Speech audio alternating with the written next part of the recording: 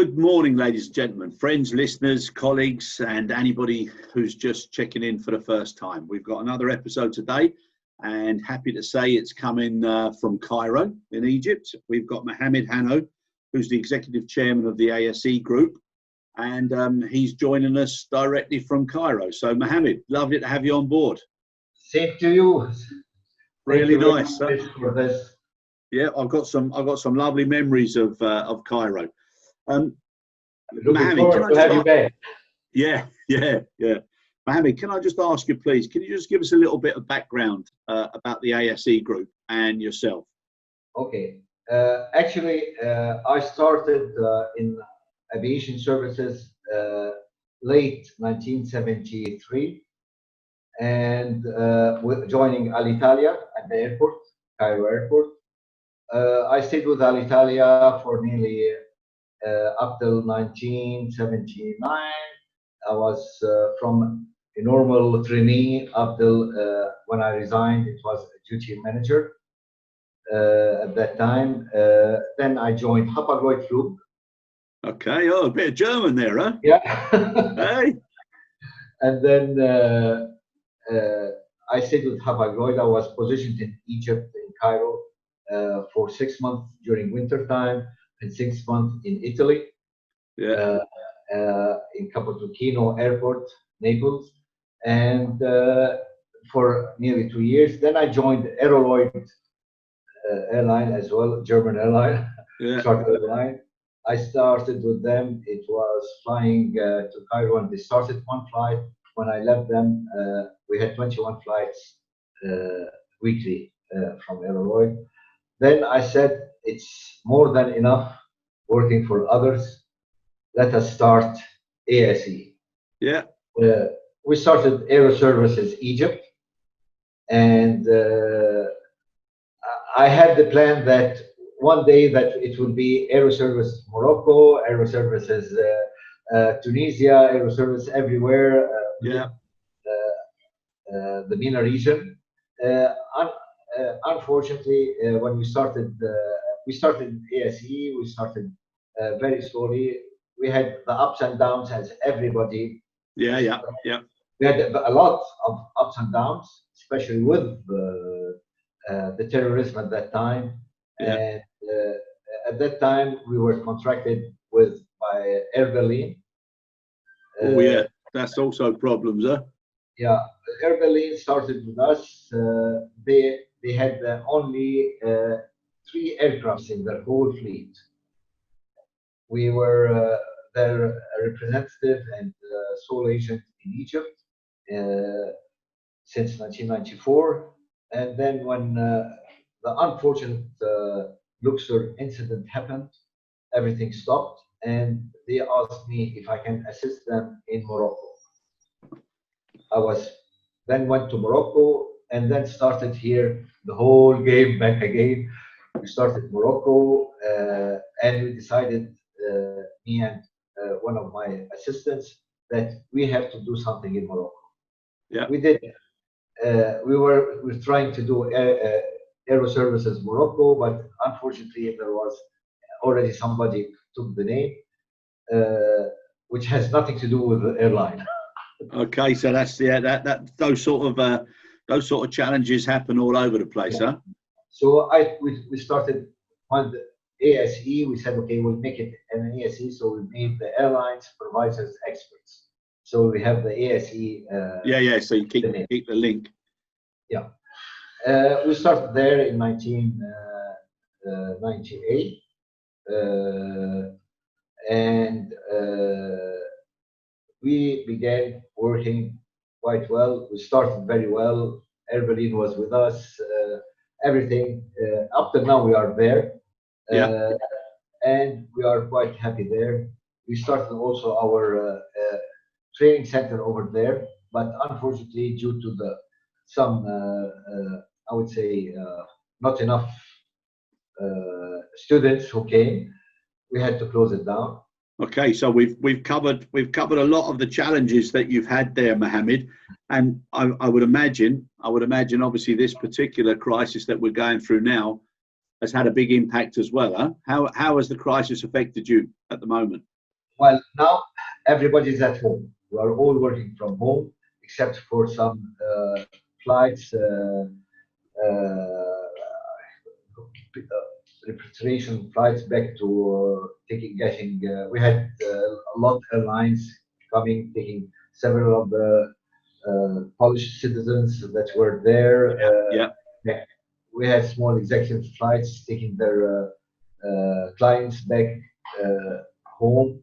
So we are doing just the critical flights that are needed. Yeah. Well, can I ask you something? You just touched on something there. The private aviation, Yes. who were repatriating some, obviously private clients. Was that quite a lot of private aviation flights? Not that much. Not that much. It was, I would say, during the last month, and since we started, the lockdown started in Morocco. I would say we had around 7 to 8 flights, private. Okay. All right, lovely. Okay, so now what we're trying to do now, Mohammed, is obviously we're the whole world is quite a way into the pandemic and into the different types of controls and everything. You want to just tell us a little bit about how things have gone in Egypt? Well, as we all know, we started the lockdown here in Egypt, and all airports were closed except for some repatriation flights that were coming and going. We had yesterday morning, we had Fly Dubai flying from Dubai with some cargo, in and out. So we were taking care about it. We have, I would say, mostly overflying flights or doing to other destinations, assisting our clients in other destinations. Yeah. So that's how we've been doing. All our offices are closed down. Everybody's working from home. We have actually we have made two good things for our people. That everybody is working, and we have divided the working times in between each one. Yeah. And the people working, they are on duty. The non-working people, they are on annual leave. We as ASE did not and will not send anybody away. Okay, that's encouraging. That's a lovely message of security for all of your people. Our team, we have been chosen by our people. They have been trained by our people. They have been trained by IATA. They have been trained by the different airlines. They are our backbone. So for them, they are for us. We are all in the same shoes. That's fair. So we have all to survive together. No, that's a lovely message.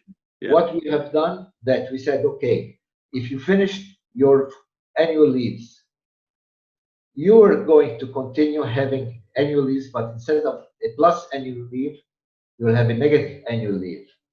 That means that when we are back, if you have 2 days off, you're going to have 1 day off, and it is deducted from the minus annual leave.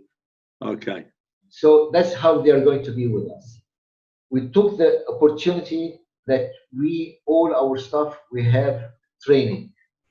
So you're doing continual updating training.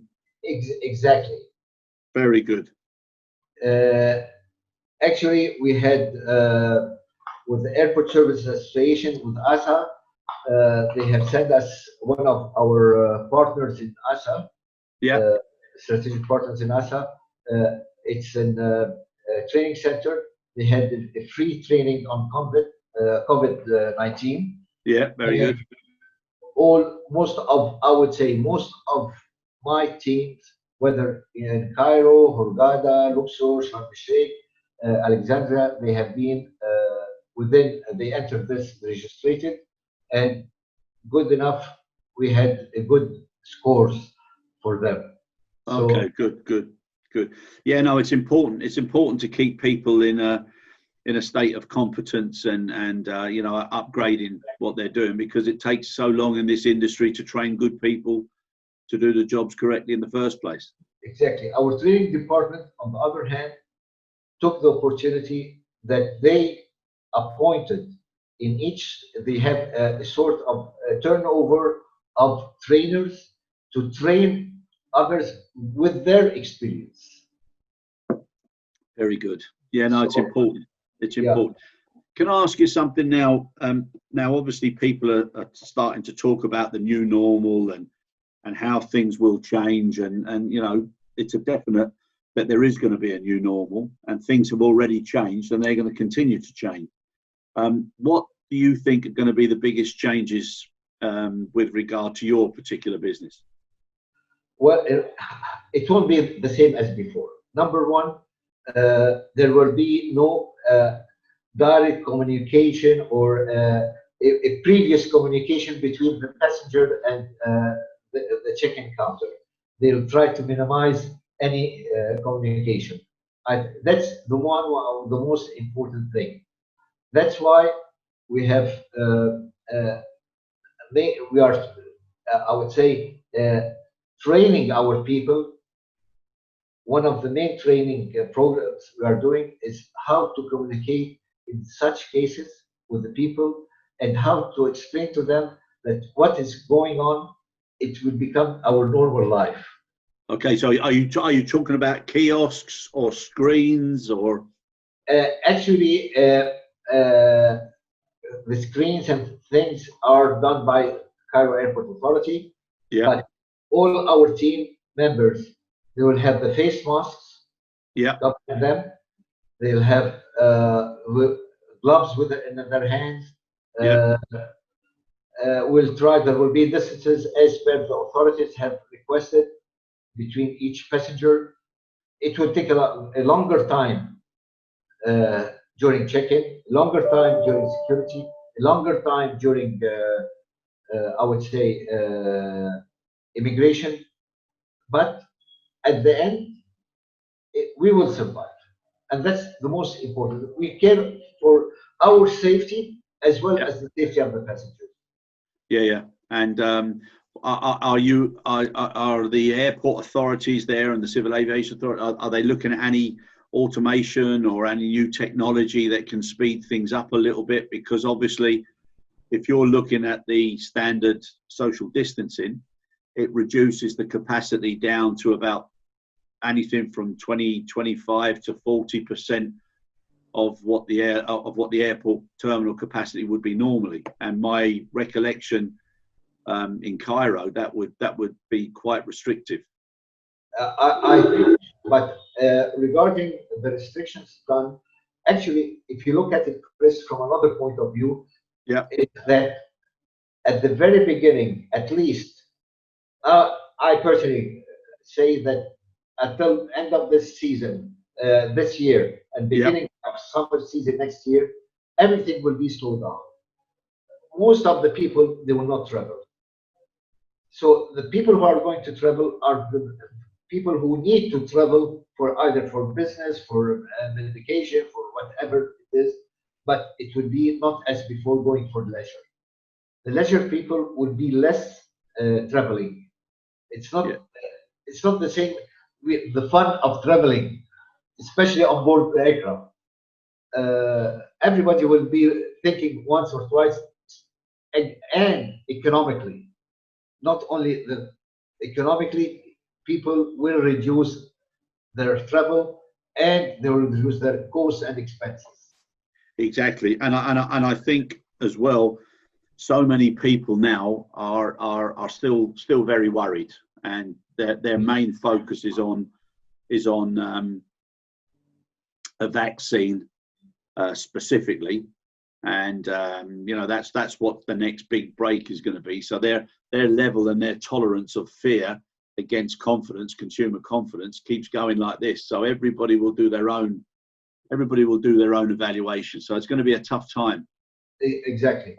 And actually, with I just read yesterday an article was in IATA stating that normal traffic will start not before 2023.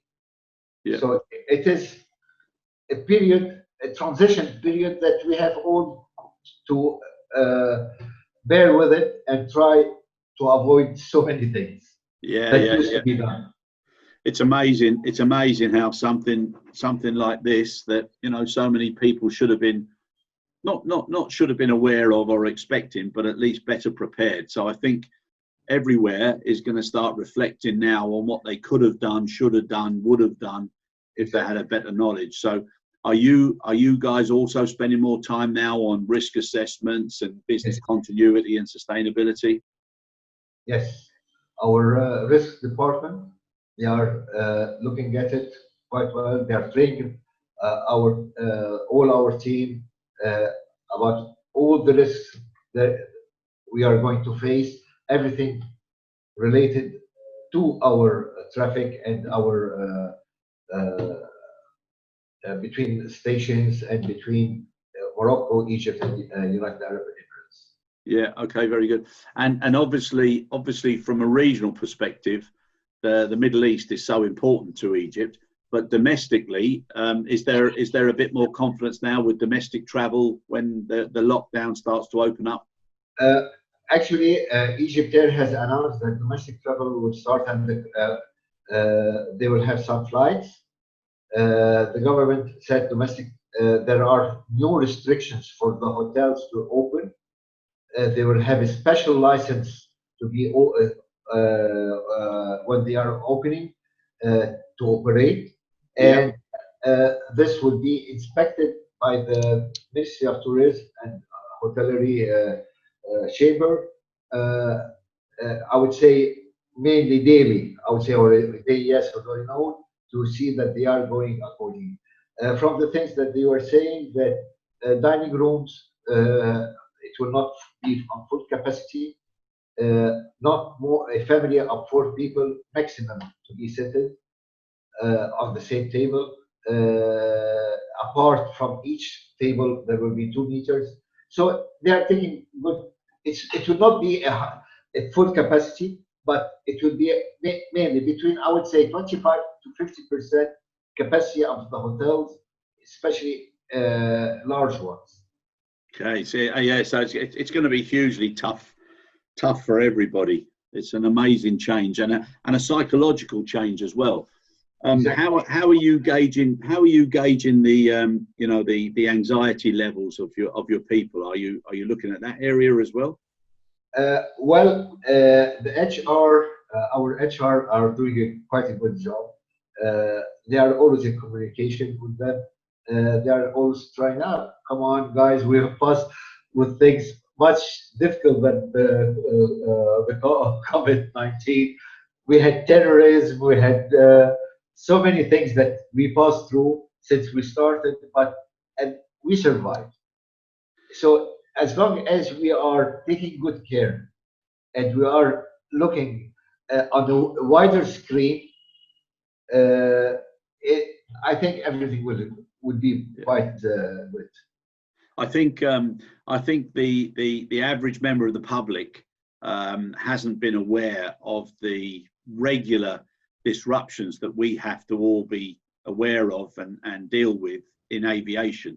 So whether it's natural disaster, whether it's financial disaster, whether it's unrest, whether it's as you say, terrorism, it's all these things. The whole industry, as an industry, completely is affected whenever anything happens around the world. So this particular pandemic, which is affecting everybody at the same time, has just compounded everything. Now, there's an old saying that never waste a crisis, and lots of companies are obviously looking now at streamlining their businesses and cutting back and having a totally different concept. In our industry, margins are so small in many cases, but I think now companies are going to start focusing more, and especially owners and shareholders, on possibly smaller margins, but most definitely a greater degree of confidence in business continuity and sustainability. Are you going to be making any changes on those lines? Actually, one of the things that just before our interview, I was discussing with the people that we have to start, ASE and other colleagues, that we have to start instead of competing, but to complement each other. Yes, yes, yes. And we are all in the same boat, so we have all to work to the benefit. I don't say that I'm not looking for a benefit for my person for ASE, but I'm looking for the benefit for ASE and for my team. I'm looking, and also in general for the country, for everybody. That's how we are looking at it. But the problem is that how many people will look or will accept complementing rather than competing? That's the problem. Yeah, Mohammed, you're 100% right. But I genuinely think, you know, people's mindsets now are going to start to change. And it's more important for a sector to grow the cake than fight over the sizes of the piece or the slices in advance. And to coin a phrase that's been put forward from the WHO, which is their 3C concept, which is about communication, cooperation, and collaboration, I think you've hit the nail on the head. And as soon as people start to communicate in the same way, as soon as they start to cooperate in a similar way, and then they definitely collaborate, then things will start moving together, because people don't like indecision or difference. They like to see consistency. Now, once that ball is starting to roll, then the most important thing is about clarification, coordination, and then control of these changes. So I think it's important, and whoever makes the first move, Mohammed, I think everybody else will be very receptive. So is there like like the old AOCC or the AOC, the groups there in Cairo, are they all starting to come together now to work out what they can do in a collaborative fashion? Yes, the Cairo Airport AOC, they are communicating together. They are trying to have a certain, I would say, an agreeable point of view for all parties, for all members. Yeah. And actually, that's what's going to happen. Even with us, we have, as part of the representatives and passenger handling agents in ground service providers in Egypt, we have made a combined letter.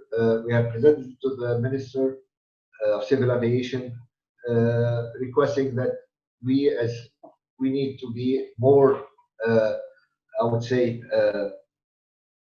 to have much better conditions nowadays. Especially, we are all suffering. It's not only us, but even the ministry, Egypt Air, ES, everybody. We are all suffering in our industry, and it's under study, and I think there will be good results of it. Yeah. No.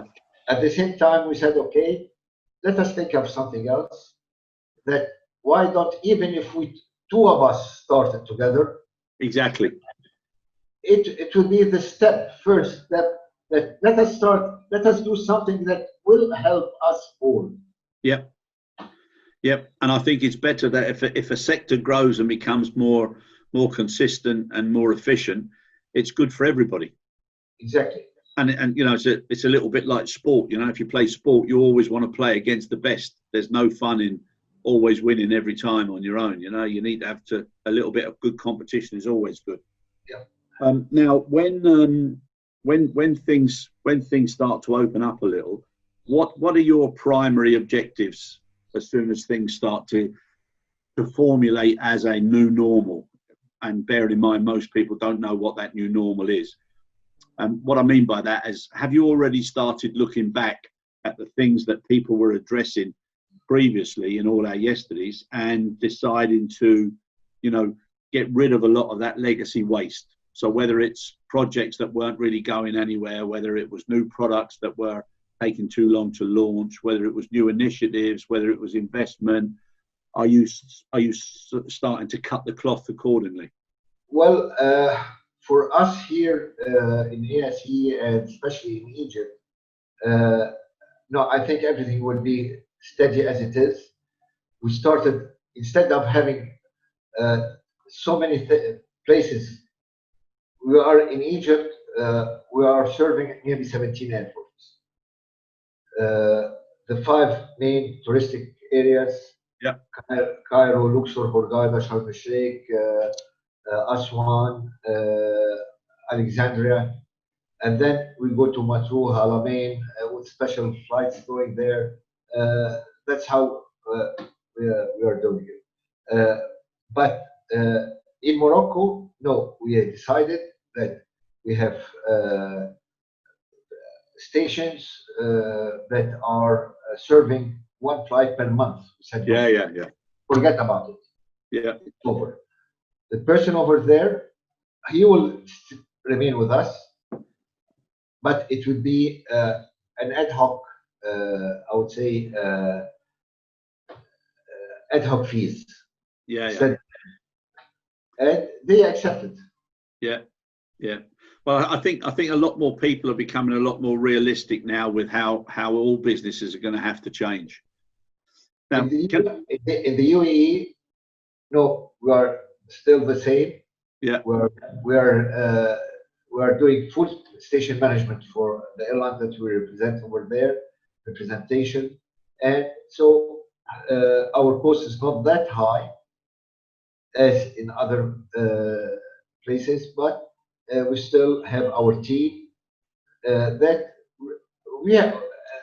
They are quite a good team that really everybody. I like them. Every one of my team members in Egypt, Morocco, UAE. I really love them. No, that's nice. That's nice to hear.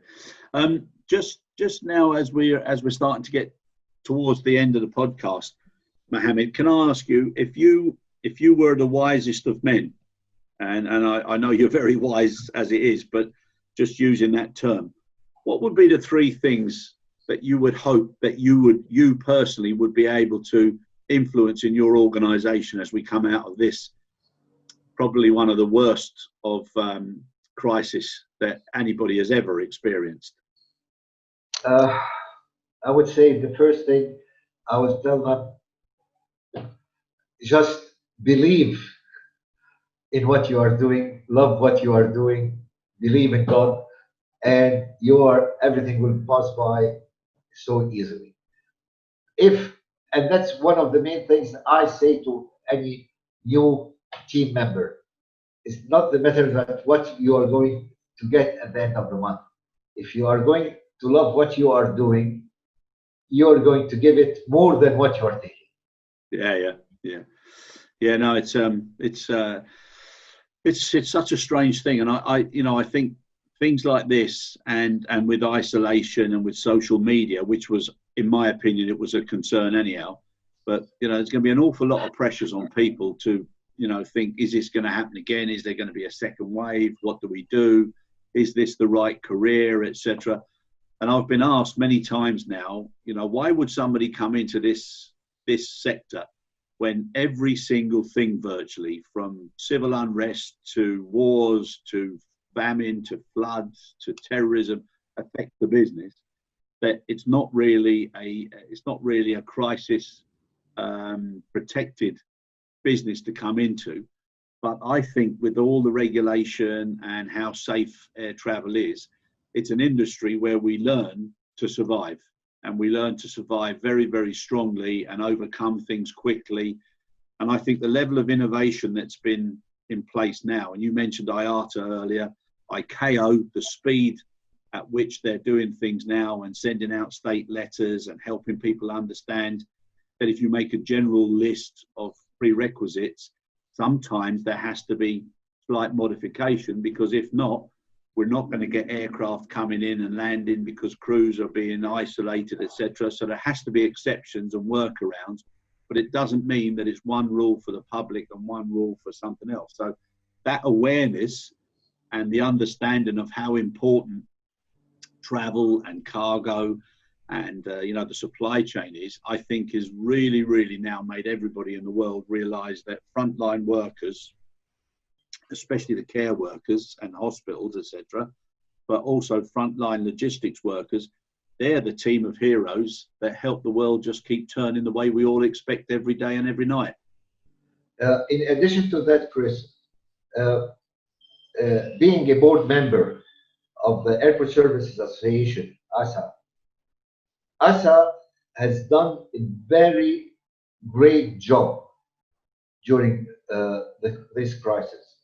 They have, I would say, the cooperation, coming back to what you are saying about cooperation, the cooperation between ASA, IATA, ICAO, EASA, all parties and regulators is very strong nowadays. Yeah.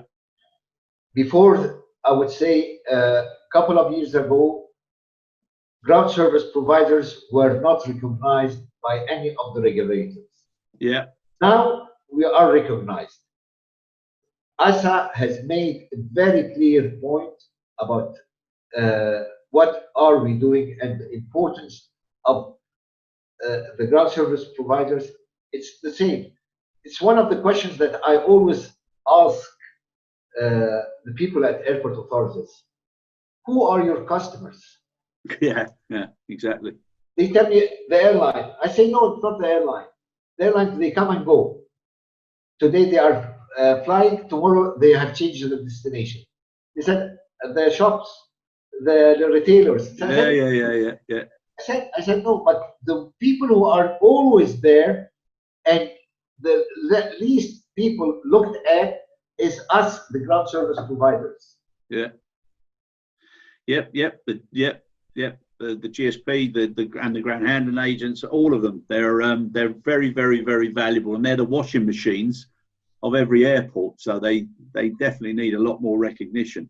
I agree with you as well that all of the authorities and the trade representative bodies, etc., they've definitely now moved from having a more bureaucratic or an administrator and blocker role to becoming real enablers. And I think that's one of the good things that's happened. Things can be done quicker, things should be done quicker, and in the future they have to be done quicker. One of the things that ASA is doing as well, that weekly we have a newsletter pre and post COVID-19. Yeah.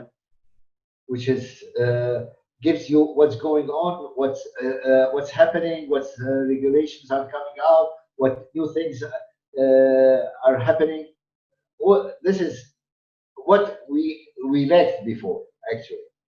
Yeah, no, that's good, and that comes back again to communication. Exactly. Because if people are getting the right communication, it's easier to cooperate, and if it's easier to cooperate, then collaboration comes automatically. Exactly. No, very good. Right, my friend. Is there anything? Have you got any questions you'd like to ask me at all? Oh, thank you very much indeed. No, actually nothing at all. I will only say that I wish all the best for our industry.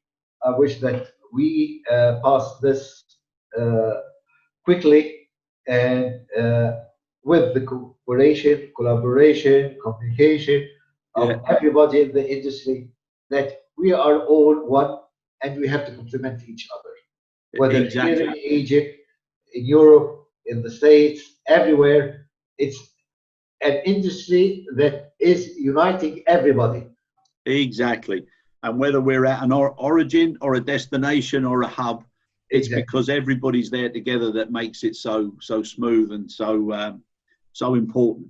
So I agree with that. Family. It's very good. It's lovely to listen to people from different parts of the world. I've got a lot of fond memories of Egypt and a lot of friends there. So thank you so much, Mohammed. Really enjoyable. Good luck with everything, and the personal message that you gave out for any of your staff that are listening, I'm sure is a very warm and a very caring one, and I applaud you for it. Well done. Thank you very much indeed. Thank you, Chris. Thank you for asking me to be podcasted with you. It's a pleasure. It's a pleasure, really. Thank you so much. Thank you very much indeed. Thank you.